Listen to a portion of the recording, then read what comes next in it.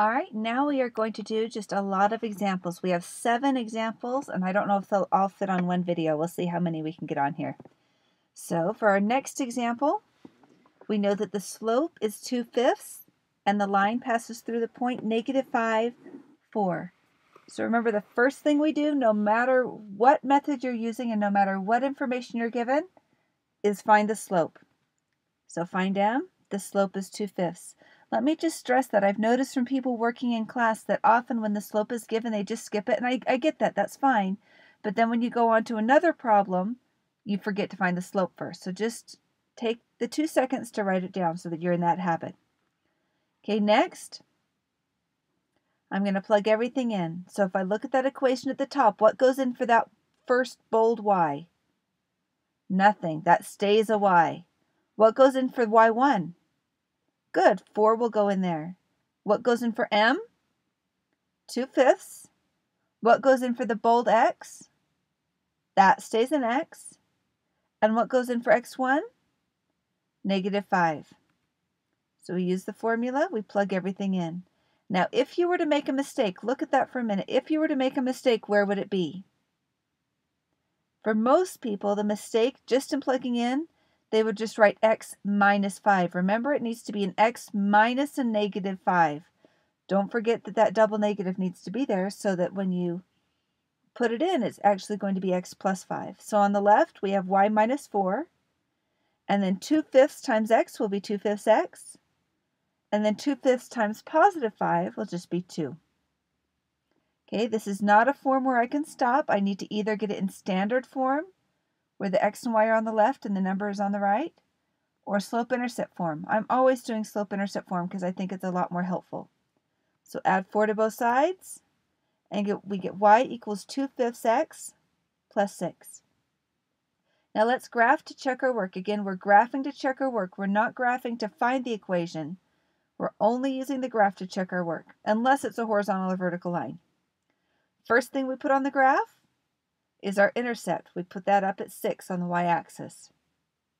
And then with a slope of 2/5, we start at the blue point, and we either go up 2 over 5 or down 2 back 5. There's my up 2 over 5. I get enough of those so that I get a line. Now let's see if it matches our information. First of all, does it look like it matches our equation? Yeah, the intercept is 6. And the slope, now we can't maybe look at it and say it's 2/5, but we can say that 2/5 is positive in the equation, and the slope of the graphed line is also positive. So at least it looks like it's about right. Okay, does it match the black lettering? The slope is 2/5. Looks like it's about right.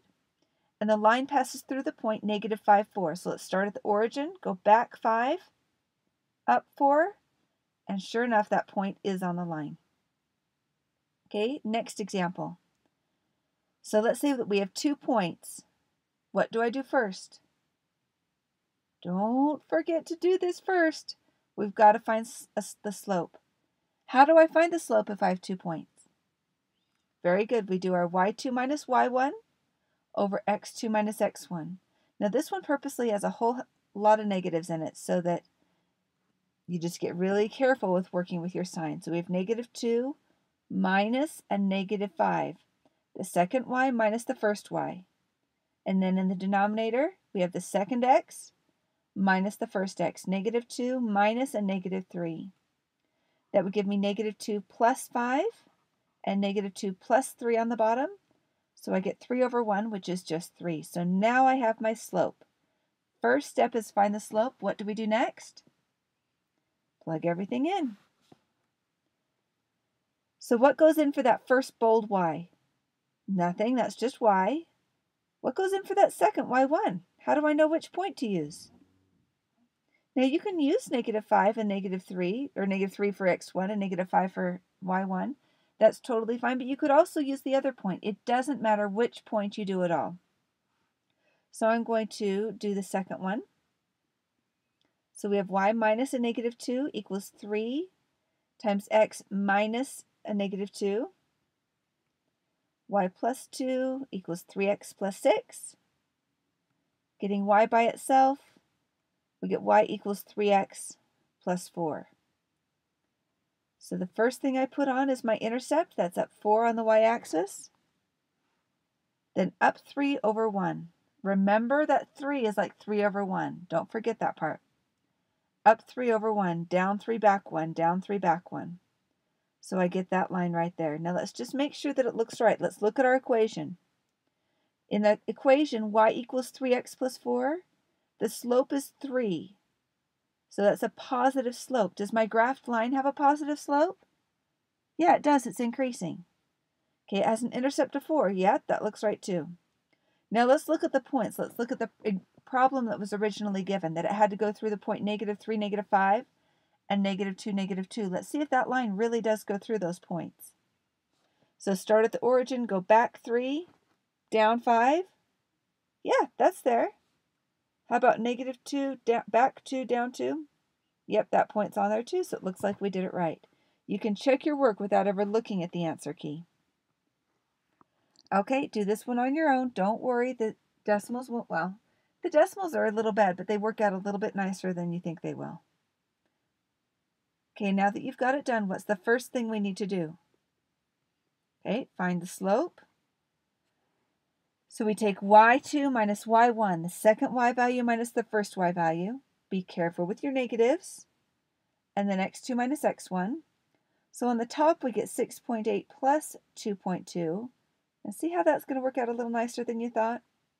So it's -9/5. 9 divided by -5 is -9/5.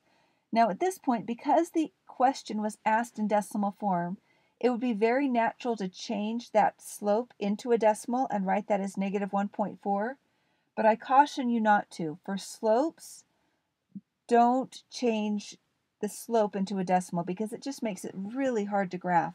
You can keep the rest as a decimal, that's fine, but always keep your slope as a fraction. Okay, using the formula, we have y minus y equals slope times x minus x, keeping the first y and the first x as variables and substituting one of the points for the second y and the second x. Now when we simplify this, on the left-hand side, we'll just have y plus 2.2, which is great. Now when we take our -9/5 and multiply it through the set of parentheses, -9/5 times x, I want you to keep that as -9/5 x. But when you take -9/5 times 4.7, please by all means use your calculator. If you want to see how to do it out, I'm happy to show you, but you don't need to. You're welcome to use a calculator. So we'd have y plus 2.2 equals -9/5 x plus 8.46. Subtract 2.2 from both sides, and we have y equals -9/5 x plus 6.26. Now that is what I'm going to tell you is your final answer, but I'll tell you right now that most mathematicians will look at that and kind of get a nervous tick because it's got a fraction and a decimal, and we don't usually like to mix forms like that, but it's just because I've told you on your slope, keep it as a fraction, it makes your life easier. So to check that, the 6.26, well, that's just going to be up 6 and a bit. Doesn't have to be too exact as long as it's between 6 and 7.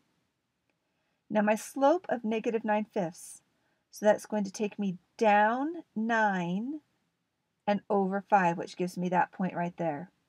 Now that right there is the reason why I want you to keep it as a fraction. If you'd changed it to -1.4, you would have gone down 1.4 over 1, and you would have had points really close together. And then when you tried to get more of them, going down by 1.4 repeatedly, you're just bound to kind of get off a little bit because it's hard to keep going down by 1.4 since it's not an even number. So there's our line. Let's check to see that it goes through the points. So if we go over 4.7, down 2.2, yep, that's just above that red dot. That makes sense. If we go back 0.3 and up 6.8 from the origin, that's just above that blue dot, right on the line. So that looks like it works. So just as a note, always keep your slope in fractional form. Don't change your slope to a decimal because it'll just make your life hard. Okay, let's say that we have these 2 points. So the first thing that we do, find the slope. Okay, go ahead and find the slope. All right, now that you've got it, take y minus y over x minus x, which gives me 0 over -5. What happens if I have 0 on the top? What does 0 on the top mean? Okay, 0 on the top is fine. 0 on the top is just 0.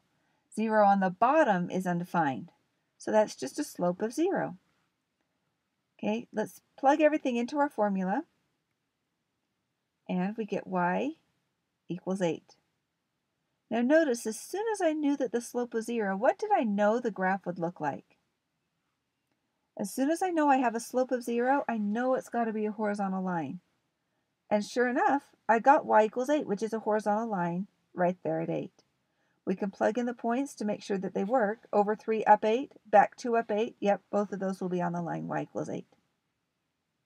Now again, notice that as soon as you have a horizontal or vertical line, I will let you just figure out what the equation is by using the graph. So you could have just plugged in the 2 points, saw that they were on the horizontal line, and written down y equals 8.